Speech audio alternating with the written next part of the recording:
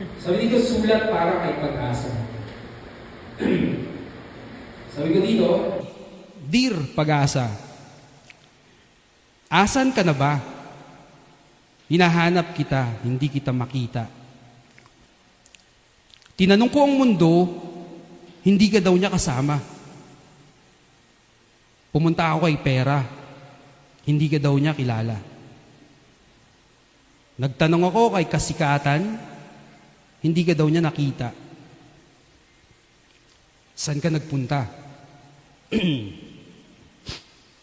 Hindi ko kayang mabuhay nang wala ka.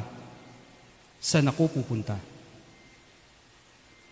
Dumating si depresyon, sabi niya, ako na lang ang sasama.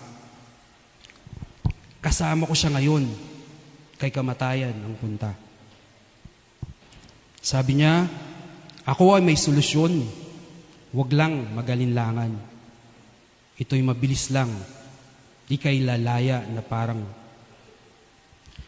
may kasinungalingan.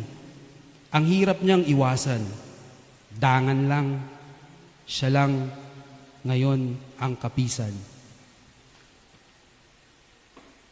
Sabi dito, second part, sumagot si Pag-asa. Diba, sumasagot pala siya. Sabi dito, hindi ako umalis. Ikaw ang nawala.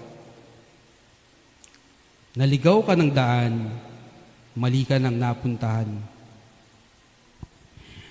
Nandito ako kung saan lagi.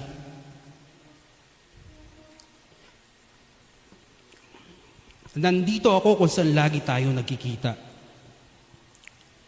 Dito sa may burol kung saan ako napako.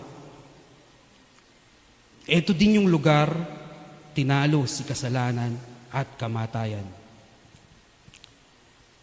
Nandito ako kung saan ang akala nila, tagumpay si kamatayan. Dito kung saan, tinalikuran ako at maraming nagsiiyakan, nangutya at hindi naniwalang ako ito. 3 araw nagpunyagi si kamatayan, ngunit pagkatapos nito bumangon ako at namatay si kamatayan. Ang sabi ko, ako ang lubid na hindi mapuputol. Ako ang alon na hindi mapapatid. Ginapos ko ang manggagapos, kahit ang takot ay natatakot. Ginawa kong itong lahat para sa iyo, anak. Hindi ako nawala, kailanman hindi ako nawala. Bumalik ka lang sa burol at masusumpungan mo uli. Pag-asa. Ako ang buhay at walang hanggan. Ako ang pag-ibig at katotohanan. Ako ang pag-asa. Hindi ako nawala kailanman. Jesus. Praise the Lord.